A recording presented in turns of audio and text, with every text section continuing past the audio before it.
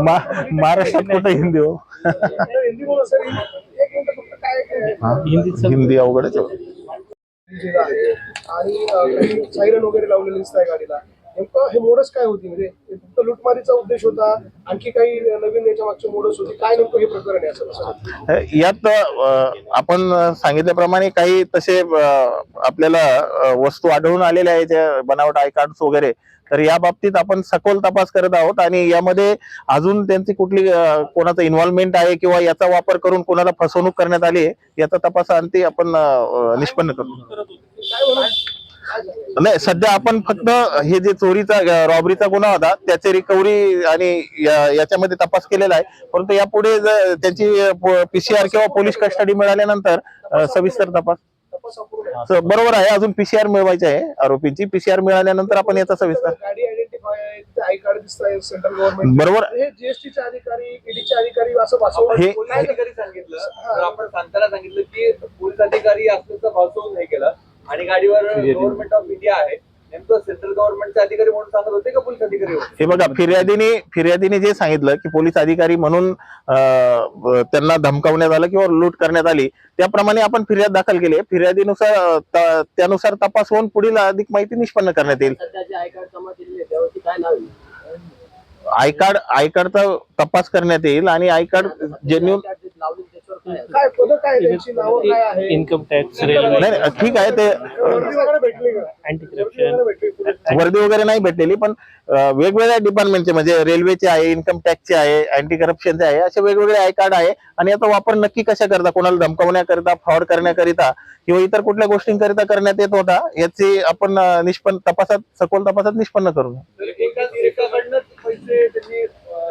कारवाई काय होती आणि त्याच्यामध्ये कोणाकोणाला अटक करण्यात आली, काय नेमकी या सगळ्या प्रकरणाची माहिती?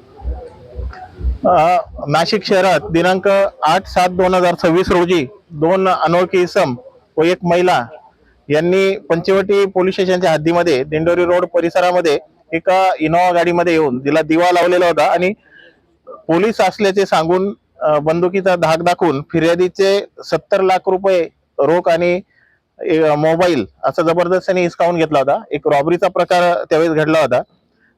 तर त्याच वेळेस फिर्यादीस ठार मारण्याची धमकी व शिवीगाळ वगैरे करण्यात आली होती. तर फिर्यादीनुसार पंचवटी पोलीस स्टेशन मध्ये गुन्हा रजिस्टर नंबर 375/2026 BNS कलम 140(3), 309(4), 318(4), 352, 351, 2(3), 3(5) आणि आर्म्स ऍक्ट 325 प्रमाणे हा गुन्हा दाखल झाला होता. अतिशय संवेदनशील आणि गंभीर स्वरूपाचा हा गुन्हा होता की बंदुकीचा धाक दाखवून आणि फिर्यादीस लुटण्यात आलं होतं.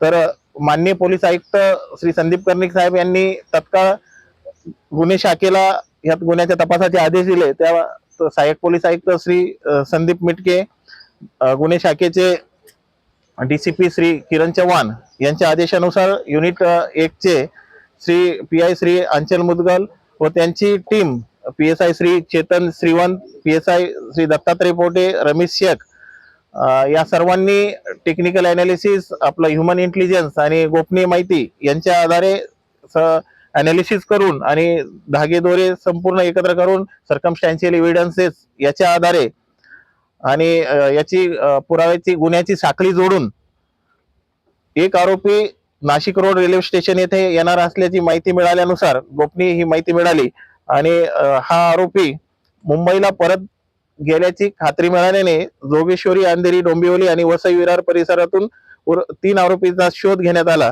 त्यानंतर आरोपी स्थलांतर करीत असल्याने पथके त्यांचा मागोवा घेण्यात येत होती. तर असे एकूण आपण 4 आरोपींना आपण अटक केलेली आहे. याच्यामध्ये उमाशंकर प्रेमशंकर वर्मा वय 40, राहणार रामनगर, आजमगड, उत्तर प्रदेश. सुजित कुमार राजेश किशोर दुबे वय 32, राहणार मोतीनगर, सिंद्री, जिल्हा धनबाद, झारखंड. निलेश अशोक पक्का वय 27, महाकाली मंदिर समोर, नागे बंदर, वसई. आणि एक महिला संगीता हंसराज आहिरे, राहणार कोणार्क नगर, नाशिक, मूळची ही जळगावची आहे. अशा 4 आरोपींना आपण अटक केली आहे. आरोपींकडून 55,10,000 रुपये एकूण रोख रक्कम, त्यात गुन्ह्यात वापरलेली सरकारी देवा असलेली इनोवा कार, रिव्हॉल्वर सदृश्य एक शस्त्र आणि MP5 रायफल सदृश्य एक शस्त्र, जे MP5 म्हणजे अतिशय सोफिस्टिकेटेड ही रायफल आहे, तिचीच ही प्रतिकृती बनवून अशी रायफल जे फिर्यादींना किंवा इतरांना घाबरवण्यासाठी करण्यात येत होतं. तर हे सर्व आपण एकूण 82,10,000चा मुद्देमाल या सर्व आरोपींकडून जप्त करण्यात आलेला आहे. या गुन्ह्याचा तपास यशस्वी करण्यासाठी तांत्रिक विश्लेषण मध्ये PSI Shrivant, head constable Mahesh Salunke, Rahul Palkhede, Appa Panwal व मुख्तार शेख वेषांतर करून आरोपी ताब्यात घेणारे अतिशय स्किलफुली हा गुन्हा उघडकीस करण्यात आलेला आहे. त्यात हे वेषांतर करून ताब्यात घेणारे PSI श्री पोटे, पोलीस हवालदार विशाल काटे, प्रशांत मरकड, मिलिंद सिंग परदेशी, उत्तम पवार, पोलीस अंमलदार राम बर्डे, गोरक्ष साबळे, सुनील भोसले, महिला पोलीस अंमलदार अनुजा येवले आणि चालक पोलीस हवालदार सुखराम पवार आणि मुश्रीफ शेख यांनी हे वेषांतर करून आरोपींचा शोध घेण्यास मदत केलेली आहे. मुद्देमाल रिकव्हरी जे आपल्याला जवळपास 82 लाखाचा मुद्देमाल रिकव्हर झाला, यामध्ये PSI रमेश शेख, पोलीस हवालदार विशाल देवरे, नाजिम खान पठाण आणि महिला पोलीस अंमलदार मनीषा सरोदे. सायबर जे महत्वाचं तपास पथक होतं, यामध्ये API श्री विश्वास चव्हाणके, समीर चंद्रमोरे, दीपक दिवटे, धनंजय शिंदे, कैलास चव्हाण. गोपनीय माहिती इंटेलिजन्स जे पथक होतं, योगीराज गायकवाड, अमोल कोष्टी, शर्मिला कोकणी आणि लीला सुकटे. रेकी करणारं पथक होतं प्रवीण वाघमारे, मनोज डोंगरे, देविदास ठाकरे, रमेश कोळी, रवींद्र आढाव, प्रदीप मजदे, समाधान पवार आणि QRTचे जे PSI चव्हाण आणि त्यांची संपूर्ण टीम, या सर्वांची उल्लेखनीय कामगिरीमुळे आणि कार्यवाहीमुळे, एकंदरीत संपूर्ण कोऑर्डिनेशनमुळे हा अतिशय महत्वाचा, संवेदनशील आणि गंभीर गुन्हा हा उघडकीस आणण्यात आलेला आहे.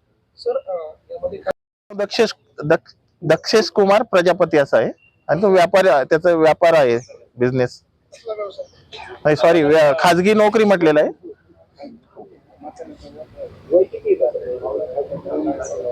वय 29 वर्ष.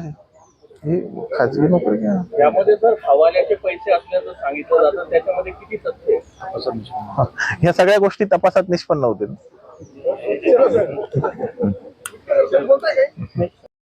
सध्या तर एक फिर्यादी आपल्या समोर आहेत ज्यांच्याकडून त्यांनी लूट केली होती. इतर जर आपल्याला निष्पन्न झाले त्यांना त्यांना कशी मिळाली, म्हणजे त्या ठिकाणी असे एवढे पैसे असतील हे त्यांना कसं मिळाले? त्याबाबत हे बघा, हे आपण जेव्हा पोलीस कस्टडी रिमांड घेऊन आणि त्यांची सखोल चौकशी करू, त्यावेळेस सर्व या गोष्टी निष्पन्न होतील. सर यामध्ये ती महिला अटक केली, तिचा रोल काय होता?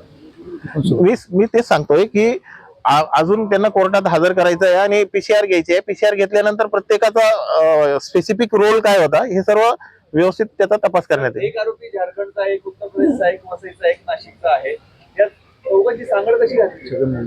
बरोबर आहे, हे मुंबईमध्ये सर्व एकत्र आलेले होते आणि त्यांच्यात जे काही आपण पुढील मोबाईल अनालिसिस, CDR अनालिसिस यानुसार आपण त्यांचं यापूर्वी कधीपासून कॉन्टॅक्ट होते आणि तसंच आपण जेव्हा इंट्रोगेशन करू या सर्व गोष्टी निष्पन्न होतील. तुमच्या पाठीमागे लावलेला आहे, तुम्ही एवढी रक्कम आहे, गन आहे, एवढे आय कार्ड्स आहे, नेमकं काय घडलं, काय आहे प्रकरण, काय घडलं? सध्या तर मी ऑलरेडी सांगितलंय की फिर्यादीला बंदुकीचा दाग दाखवून त्याच्याकडून पैसे लुटण्यात आलेले, आपण ते रिकव्हरी केलेली आहे आणि पुढील तपास करण्यात येत आहे.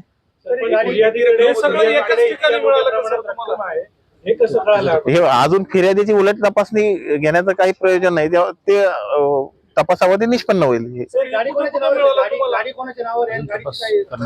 मी तेच सांगतोय की हे सर्व गोष्टी पुढील तपासामध्ये संपूर्ण निष्पन्न होईल.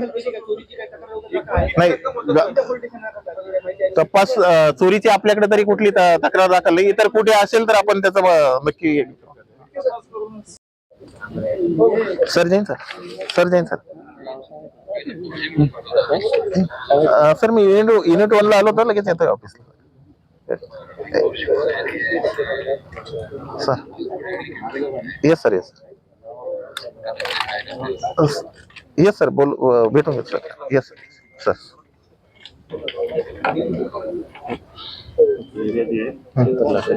त्यांचं नाव सांगायचं.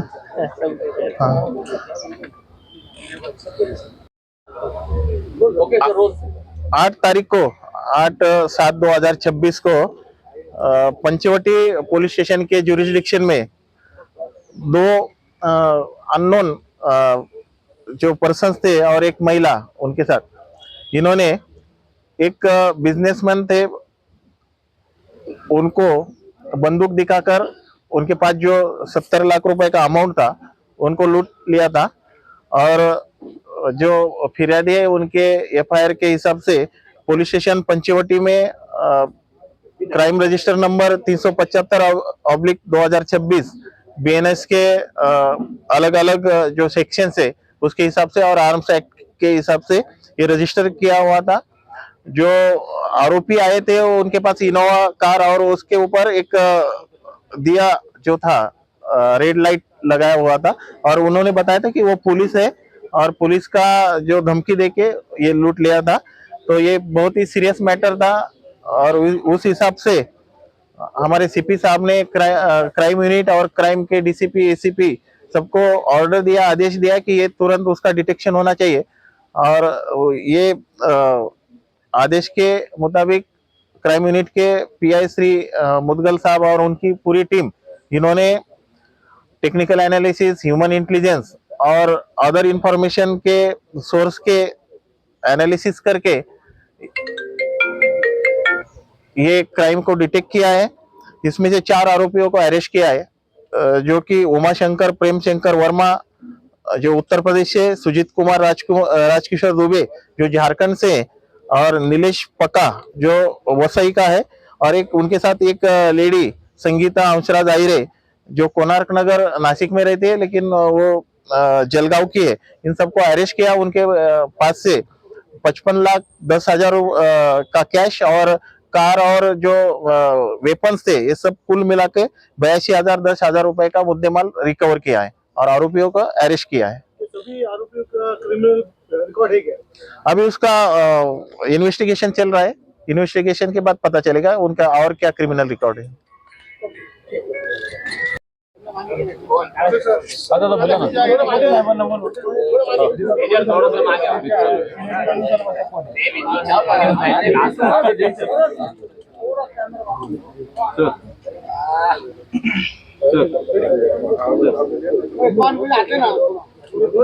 हा यूपीचा आहे, हे झारखंडचा आहे, हे वसईचा आहे आणि ही मूळची जळगावची.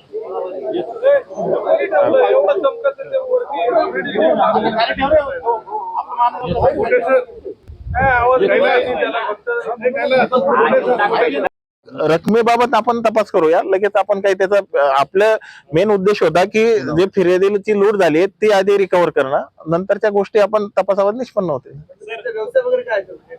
याचं कुठे डिटेल्स आरोपी आणि त्या महिलेचं प्रेम प्रकरण देखील होत असते याबाबत नाही माहिती अजून. फिर्यादींनी 70 लाख रुपये लुटण्याची तक्रार दिली होती, मात्र प्रत्यक्षात जास्त रक्कम लुटल्या गेली असल्याच्या चर्चेच्या आहेत. आपल्या ज्या एफआयआर मध्ये आहे ते 70 लाखाचीच आहे. जे काही अफवा असतील ते अफवा असतील, परंतु आमच्याकडे त्याची काही माहिती नाही. रिकव्हरी 55,10,000 कॅश मध्ये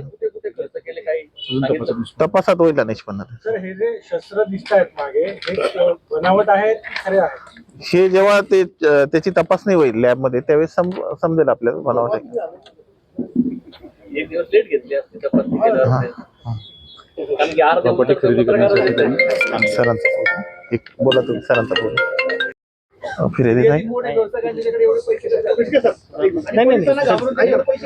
ऐका ना तुम्ही जरा याच्याकडे नोकर आहे सर, हा याच्याकडे नोकर आहे.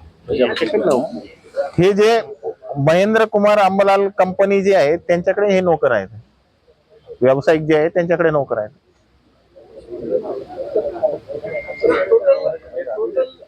रिकव्हरी आहे ती 20 लाखाची आहे का?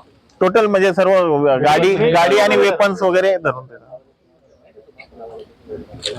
सर ये आयडेंटिटी कार्ड महाराष्ट्रीयन माणसाला हिंदी बोलणं म्हणजे अवघडच गोष्ट आहे. हो ना, मग मी तेच म्हणतो महाराष्ट्रीयन माणसाला हिंदी बोलणं थोडं अवघडच होतं. सर तुम्हाला काय बोलायचं? बोला बोला बोला बोला बोला. नाही सर क्या कहना चाहेंगे? हिंदी